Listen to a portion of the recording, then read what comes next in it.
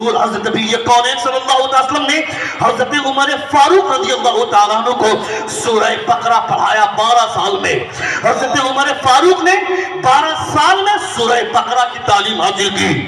اور جب حضرت عمر فاروق نے سورہ بقرہ کی تعلیم حاصل کمپلیٹ کی تو آپ نے اونٹ ذبح کر کے مدینے والوں کو کھلایا تھا. واہ واہ سبحان اللہ. زور سے بولے اونٹ ذبح کر کے مدینے والوں کو کھلایا تھا. حضرت عمر فاروق یہ ذہن دینا چاہتے ہیں یہ ایجوکیشن دنیا کا سب سے خوبصورت ایجوکیشن ہے. جب یہ حاصل کر لو دنیا والوں کے سامنے اپنا اعلان کرو تاکہ دوسرے لوگ یہ سمجھیں جب حفظ کرنے کی وجہ سے یہاں اتنی عزت ملتی ہے تو میدان محشر میں کتنی عزت ملے گی. میدان محشر میں اس کا وقار کتنا بلند ہو جائے. بے شک سبحان اللہ. اس سے کہ بچوں کو مدرسے میں پڑھنے والوں بچوں کو گالیاں دیں گے, حافظ قرآن کو گالیاں دیں گے.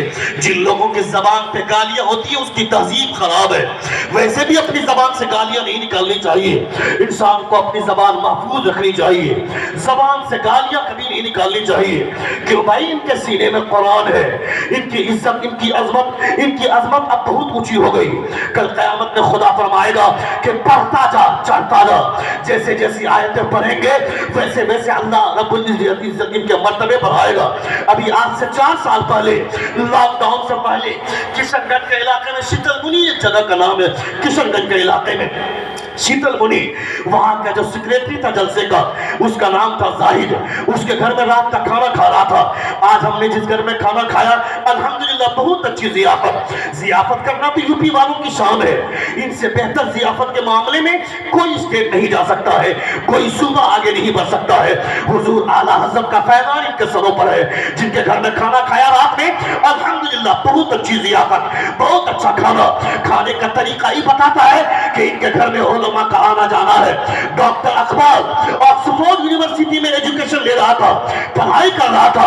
عید کے دن اس کے 4 عیسائی دوست آ گئے. عید کے دن دسترخوان بچھایا, عیسائیوں کو بیٹھا کر کھانا کھلا رہا ہے. ڈاکٹر اقبال نے اتنے بہتر طریقے سے کھانا کھلایا وہ عیسائی, چاروں عیسائی کھڑے ہو گئے اور وہ بولتے ہیں جس قوم کا دسترخوان اتنا اچھا ہے اس قوم کا پیغمبر کتنا اچھا ہوگا. اے اقبال آج سے من بھی اسی نبی کا کلمہ پڑھتے ہیں جس نبی کا کلمہ تم پڑھتے ہو. واہ واہ. نعرہ رسالت, نعرہ رسالت. یعنی مسلمانوں کے دسترخوان کی نظافت دیکھنے کے بعد لوگ کلمہ پڑھنے پر مجبور ہو جاتے ہیں. یہ مسلمانوں کا دسترخوان ہے. اللہ رب العزت اس دسترخوان کو سلامت رکھے جس دسترخوان پہ ہم نے کھانا کھایا اور دیگر علماء نے کھانا کھایا. خدا اس دسترخوان کو بھی سلامت رکھے جس دسترخوان میں مدرسہ اسلامیہ, رضویہ, قاسمیہ کے بچے جا کر کھانا کھاتے ہیں. خدا اس دسترخوان کو بھی سلامت رکھے. وہ زاہد نام کا آدمی کشن گنج شیتل منی کا علاقہ, وہاں گئے سیکریٹری صاحب کے یہاں کھانا کھانے کے لیے. ان کے سامنے جب کھانا لے کر کے لڑکا لگا رہا تھا انہوں نے کہا کہ حضرت اس لڑکے کو دیکھیے. میں نے کہا دیکھ رہا ہوں. کہا یہ میرا داماد ہے. میں نے کہا بہت اچھی بات ہے آپ کا داماد ہے. اتنے میں اس کی لڑکی سامنے سے گزری. کہا حضرت وہ میری بیٹی ہے, اسی سے اس کی شادی ہوئی. میں نے کہا بہت اچھی بات ہے ماشاءاللہ. کہا حضرت میں اس لیے نہیں بول رہا ہوں کہ یہ میرا داماد ہے, یہ میری بیٹی ہے, اس کے لیے نہیں بول رہا ہوں. اس کے پیچھے ایک کہانی ہے. میں نے کہا کیا کہانی ہے, سنیے گا. وہ بولتا ہے اس کے پیچھے ایک راز ہے, ایک کہانی ہے. میں نے کہا کیا کہانی ہے. میں نے کہا وہ بولتا ہے کہ یہ لڑکا سعودی میں رہتا ہے, یہ لڑکا دبئی میں رہتا ہے, کام کرتا ہے, مگر یہ حافظ قرآن ہے. میری لڑکی کے لیے جب رشتہ آیا, رشتے کی بات کرنے والا جب لڑکا والا آیا, مجھے معلوم ہوا کہ حافظ قرآن ہے. تو میں نے اپنی بات پکی کر دی. زور سے بولیے. میں نے اپنی بات پکی کر دی. میں نے اپنی لڑکی دینے کی رضامندی ظاہر کر دی. جیسے ہی لڑکا والا واپس چلا گیا تھوڑی دیر کے بعد, 1 گھنٹے کے بعد ایک جوان لڑکا آتا ہے میرے محلے کا. وہ بولتا دروازے پہ دستک دیا. میں نے دروازہ کھولا, سامنے دیکھا فلاں لڑکے کو. میں پہچانتا ہوں اس لڑکے کو چونکہ میرے محلے کا لڑکا ہے. میں نے پوچھا کیا بات ہے. وہ لڑکا بولتا ہے آپ نے اپنی بیٹی کی شادی فلاں جگہ طے کر دی, میں نے سنا ہے, وہ شادی نہیں ہونے دوں گا. میں نے کہا کیسے نہیں شادی ہونے دے گا.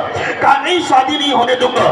آپ کو پتا نہیں 4 سال سے وہ اس لڑکی سے پیار करता हूँ आपकी बेटी से, उससे शादी मैं करना चाहता हूँ, ये शादी किसी से नहीं होने दूंगा। वो बाप बोलता है अगर 1 घंटा पहले आया होता तो थोड़ी देर के लिए मैं सोच भी सकता था, मगर अब नहीं सोच सकता हूँ, इसलिए कि मैंने जिसे दामाद बनाने का सोचा है वो मेरा दामाद हाफिज कुरान है। सुभान अल्लाह, सुभान अल्लाह, सुभान जोर से बोले, जोर से बोले। वो हाफिज कुरान है। वो लड़के को जवाब दे करके वापस भेज देता है, घर आता है, अपनी लड़की को बैठाता है, अपनी लड़की से पूछता है फलां लड़का आया था, वो ऐसा ऐसा बोल रहा है, पता सच क्या है? मैंने तेरा रिश्ता तय कर दिया है।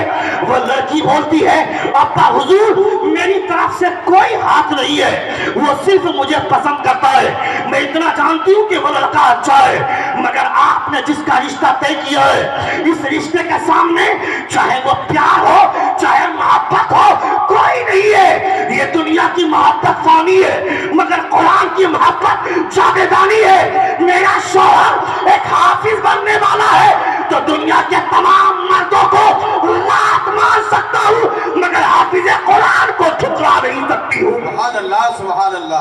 हाफिज कुरान को नहीं ठुकरा सकती हूँ। ये वो लड़की का जवाब है।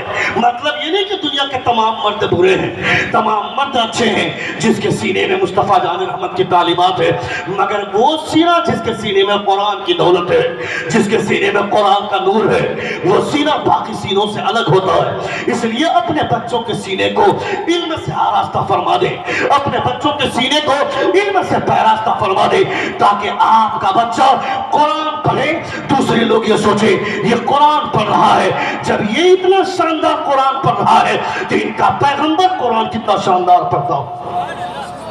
जब उनके गदा भर देते हैं शाहान जमाना की झोली, मुहताज का जब ये आलम है, मुख्तार का आलम क्या होगा। अल्लाह रब्बुल इज्जत इन तमाम तलबा के सर पर, अल्लाह रब्बुल इज्जत इन तमाम तलबा के सीने को यूं ही इल्म के नूर से मुनव्वर फरमाए और यहाँ के असातिज़ा के अखलाक को अल्लाह रब्बुल इज्जत सलामत रखे। यूं ही खुलूस और लिल्लाहियत के साथ दीनी खिदमत अंजाम देते रहे और इस मदरसे को अल्लाह रब्बुल इज्जत मजीद तरक्की और मजीद उरूज अता फरमाए, क्योंकि मदरसे का वकार महफूज रहना चाहिए ताकि आपका वकार महफूज रहेगा। आपका वकार, ये मार्च का महीना है, अभी अप्रैल का महीना आने वाला है, मेरे बच्चे जाहिल रहेंगे, स्कूल में पढ़ेंगे तो वो खुराफात मचाएंगे। 1 अप्रैल का तारीख देखना कैसे ढिंढोरा पीटेंगे लोग। 1 अप्रैल को एक दूसरे को धोखा देंगे, कह देंगे कि फला आदमी तुमको बुला रहा है। जब वो आदमी वहां पर जाएगा उसको जवाब देगा कि क्या बात है आपने मुझे बुलाया, वो आदमी जवाब देगा बेवकूफ आज 1 अप्रैल है, तुमको बेवकूफ बनाया गया, ये अप्रैल फुल मना रहे हैं। तुमको पता है अप्रैल फुल की तारीख क्या है, अप्रैल फुल की हैसियत क्या है। आज से 800 बरस पहले जब हिंदुरुस की धरती पर मुसलमानों को मूली और गाजर की तरफ काटा जाने लगा, मुसलमानों को जब मूली और गाजर की तरफ काटा जाने लगा तब उस वक्त अचानक किसी ने ऐलान कर दिया कि जो मुसलमान जाना चाहते हैं कश्ती के जरिए उसे दरिया के पार कर दिया जाएगा।